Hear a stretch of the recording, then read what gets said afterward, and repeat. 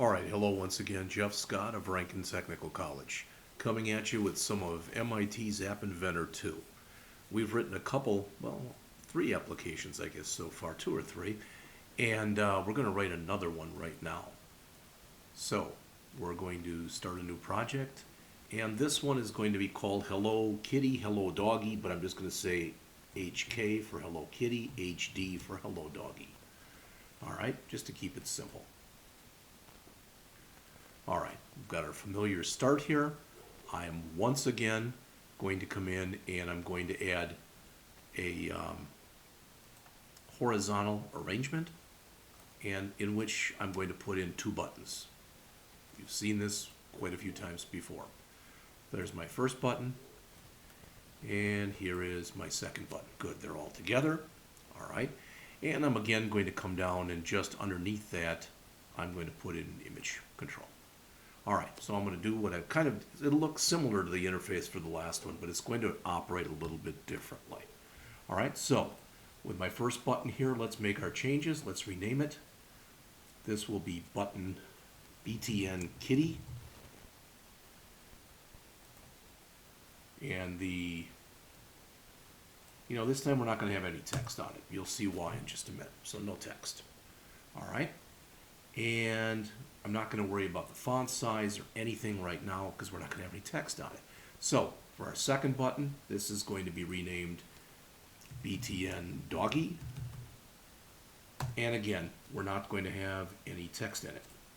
We're going to change it up a little bit this time. Now it looks funky right now, but it'll look better in just a second.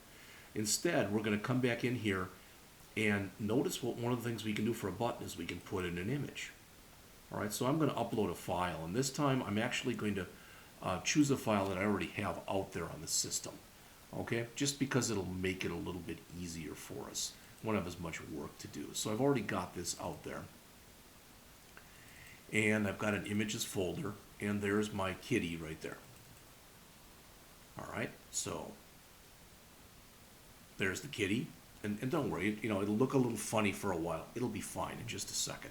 All right, so here's our second button. All right, we want to make sure that one's highlighted. And we again want to come in with an image, and we want to upload. We want to choose our file, and this time we're going to choose a dog. All right, looks like you can't see them right now from the way the size they are, but that's fine. We'll fix that in just a second. In fact, let's fix it right now. So we'll go to the kitty, and we will say that we want the width on that to be our old familiar 48%. All right, it looks a little funky, a little distorted, but it'll be fine. Notice this one already looks pretty good, but we'll do the same thing here. We'll set the width to 48%. Okay? Again, it's not perfect. That's not what we're looking for. What I'm showing you, though, is those are buttons now. They're clickable. All right? And we're actually going to do something else. And instead of an image, I just changed my mind. So we're not going to use an image. Okay? We're going to use another button. So we're going to put a button right there. We're again going to get rid of the text. Let's change the name right away. Notice that it is not part of the horizontal alignment, how these are indented in. These are part of the horizontal alignment. This last button is not. This will be called BTN Kitty and Doggy. So BTN Kitty and Doggy. And we'll again add an image and upload. And I've got one with both a cat and a dog in it, so there it is. Okay, now that looks a little funky. So let's see, can we go there and we've got the width and the height both being automatic right now. So let's do both of them to fill parent and see what it looks like. I'm not sure if it'll look better or not, so we're gonna check right now. When I did this one before, I did not do it like this. So this might end up, that's not too bad. So there's our interface. Okay? Then these are actually 3 buttons on here right now, just so you're aware of that. Those are 3 buttons. All right? We want one more control, and then we're ready to write some code or go into our blocks editor. And this time we're going to use a sound control. So that's under media. We want just sound. And it's one of those controls that's a non-visible component, so no matter where we put it, it's going to come down here. Let's go into our blocks editor. Hopefully you're getting somewhat of a comfort level with this now. We're going to drag out each button. In fact, let's just drag out, we'll do the first one, kitty. All right, and what do we want to do there? Well, we want a sound, and we want that sound to play. Okay. And we have to associate a sound with it. So what I put in there was incorrect. So I don't want that, so I'm going to throw that out. Let's see, what else do we have in sound?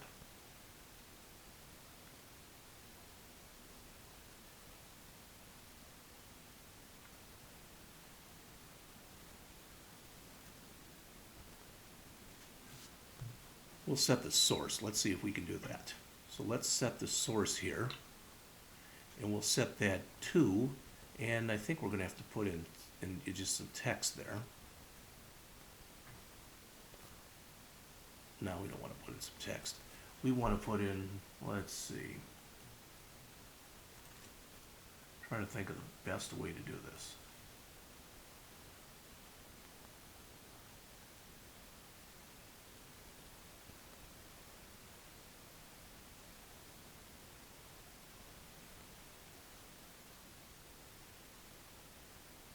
Oh, we've got to go back. There's something else we have to do here. Okay, I was wrong. Let's go back to our blocks editor. I'm sorry, to our designer. We've got to upload some more stuff. Okay, so we're going to go to upload here. We have to upload our sounds because we don't have sounds right now. So let's go to upload file. We'll choose the file again. And this time, instead of being in our images, we're going to move up one and we're going to go into our sounds. And what do we have here? Well, notice what we have. We've got an angry dog barking, cats meowing, and those two will be enough. So let's first bring in the cats meowing. Okay, we've got that. And then let's upload one more. And that one, oops, we will upload one more. Come on, upload file, there we go. Choose file, and we want the angry dog barking. Okay, so we now have those two. And that's good. That's what we'll want for our sound source. Okay? Now I have to pause for just a minute. I'm sorry. I've got a phone call coming in. I hate doing this. That's very unprofessional. So I apologize in advance, but I'll be right back.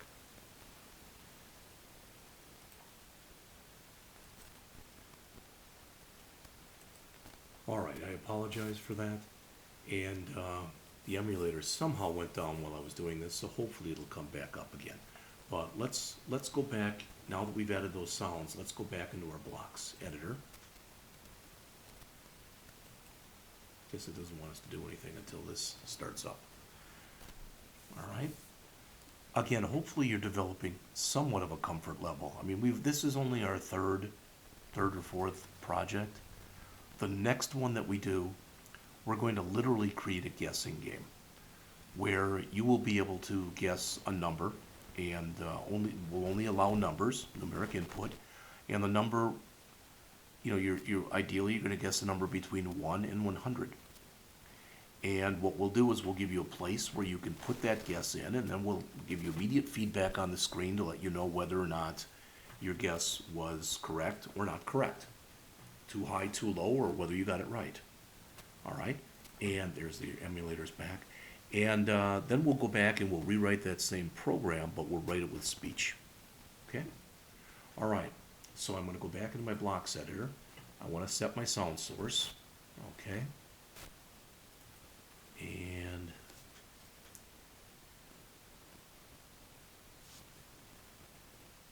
I don't think it'll let me. I don't remember how I did this. Let's see. Download my computer. No.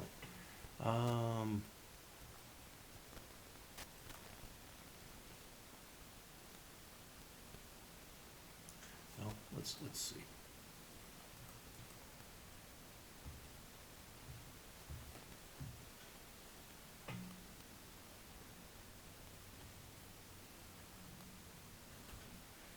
Okay, I'm going to try this. We're going to come in here with text. I'm going to put in this. Okay, try it again. come in with text, put in blank text here. And what we'll have to put in, I think, I don't know if it'll take it manually like this or not, cats meowing dot meowing dot mp3. Okay, now this shouldn't matter, but that's actually the name of it. And after we do that, then we want to tell the sound to actually play. So we've set it, and then we're telling it to play. All right? Then we're going to go and copy this. So we'll duplicate. But this time we'll change it. So we have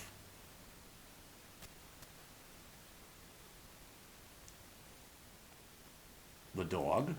Okay, and we'll set it, instead of from cats meowing, whoops, sorry. We're going to set that inside to, we gotta remember the name of it now. And that was like angry dogs barking constantly or something like that.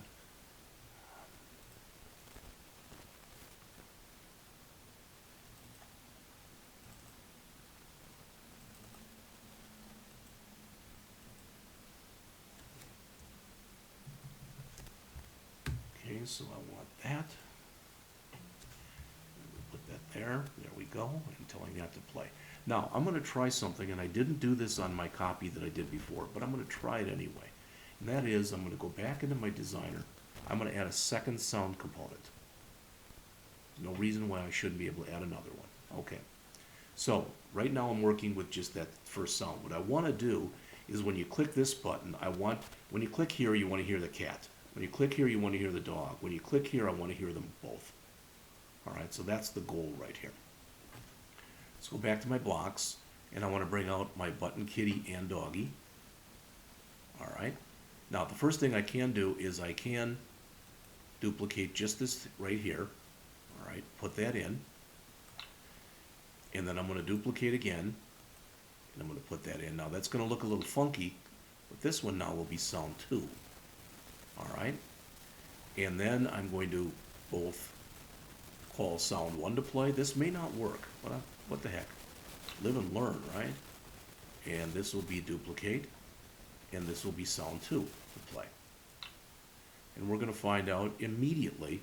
That's what's so nice about this. You've got a live action type of environment to see whether or not it works. So we've got the cat, the dog, the cat, and the dog. Okay, let's see. Let's give it a chance, give it a whirl and see what happens. Go back to the designer here. Let's bring up the emulator.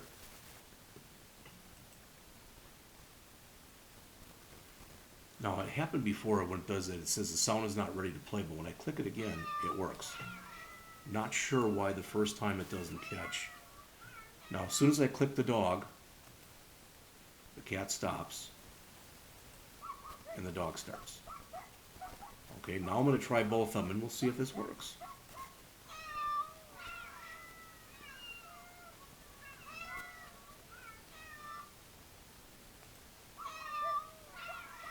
Kind of hard to tell, but you can hear them both going. All right? So what we've done in this program is we have now taken our button and given our button, actually 3 buttons, images. We put the first 2 buttons inside of one of our horizontal arrangements, and the last one we left alone. But the one that was left, the last one, we also made sure that when we went over there, we set its height and its width to fill parents, so it would take up the remainder of the screen. It was greedy, so to speak. All right? And we also added 2 sound components. And in our code, we just used the first one. We could have used sound 2 here. It really and truly wouldn't have mattered. This could just as easily, this should be no difference if I make that sound 2 and I make that sound 2. That should be totally fine. So when I go back to my designer and I bring up the emulator again, it should still work exactly the same.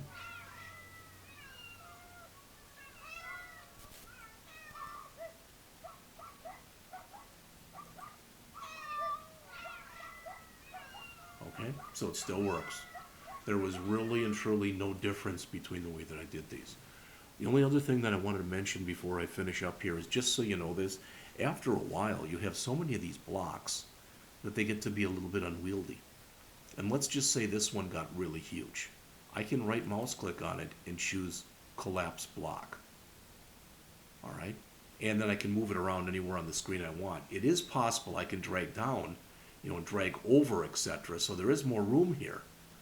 But it's kind of nice to be able to see everything on the screen at once. And if I right mouse click on it again, I can expand it back. Okay? Just a couple things for you to keep in mind. All right. So we have finished yet another lecture. I'm going to come back. And when I do, again, we're going to create that guessing game. So I'll be back with that very shortly.